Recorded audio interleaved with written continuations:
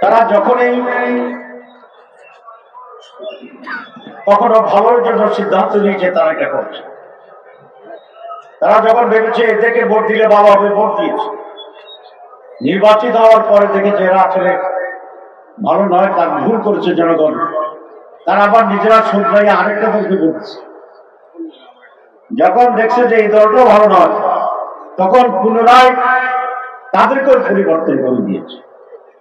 সুতরাং জনগণের সিদ্ধান্ত সবসময় সঠিক ছিল, কিন্তু দুর্ভাগ্য হচ্ছে আমাদের নেতৃত্ব কখনোই ভালো ছিল। জুলাই বিপ্লবের মাধ্যমে স্বৈরাচারের শুধু পতন নয়, বিতরণ হয়েছে। আপনারা দেখেছেন এখানে অনেক জীবন এবং রক্ত দিতে হয়েছে, ঠিক না? মানুষ আশা করেছে এবার বোধহয় সত্যিকার পরিবর্তন হবে, নেতারা বুঝবে এবং কিছুটা শুধরাবে। আমরা জুলাই বিপ্লবের পরে ইন্টারিম গভর্নমেন্ট যেটি গঠিত হয়েছিল আমাদের সহযোগিতা, তারা তিনটি কাজের কথা বলেছিল, আপনারা জানেন। তারা বলেছিল যারা খুন করেছে, লুটপাট করেছে, তাদের বিচারকে আমরা দৃশ্যমান করব। সেই বিচারে গিয়ে যাচ্ছে কিছুটা, 17 তারিখে রায় হবে বিএনপির বিরুদ্ধে, আপনারা। তারপরে বলেছিলেন যে আমরা সংস্কার করব, রিফর্ম। বাংলাদেশ পরিচালনার নীতিতে, বাংলাদেশের শাসনতন্ত্রে, রাজনৈতিক শিষ্টাচারে, ক্ষমতার ভারসাম্য রক্ষা, নানা জায়গায় প্রশাসনে, গুড গভর্নেন্সে আমরা পরিবর্তন করব। সেই জন্যই ডক্টর ইউনূসের সরকার একটি ঐকমত্য কমিশন করেছিলেন।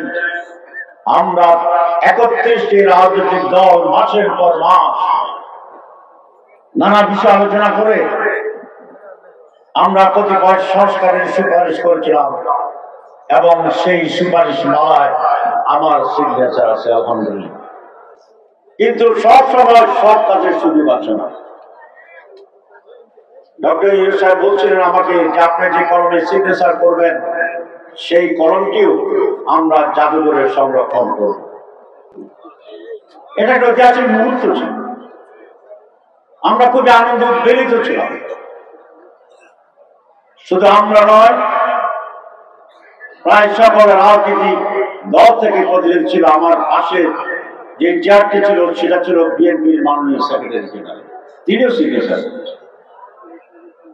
কিন্তু আনফরচুনেটলি হঠাৎ করে তারা বললেন যে এই সনদে সিগনেচার করছি, এটা তারা মানে না। প্রসেসের সময় অনেক চেষ্টা করেছিল না বলতে, আলহামদুলিল্লাহ আমাদের ভূমিকায় সেটা পারেনি, তারা বাধ্য হয়েছে। আপনারা দেখেছেন এই নিয়ে নানা রকম টাল বাহানা, নানা কথাবার্তা চলছে, আমি বিস্তৃত বলতে চাই। সংস্কার চাই না কেন? কেন চাইবেন না? সংস্কার না চাওয়ার মানে হচ্ছে আবার সেই 15 বছর অন্ধকারে ফিরে যাওয়া। সংস্কার না চাওয়ার মানে হচ্ছে আবার অন্যায় ভাবে ভোট ডাকাতি করে, ভোট নিয়ে নির্বাচন করে আবার স্বৈরাচার ফ্যাসিবাদ হওয়ার একটি রাস্তা এবং পথের দরজা জানালা খোলা।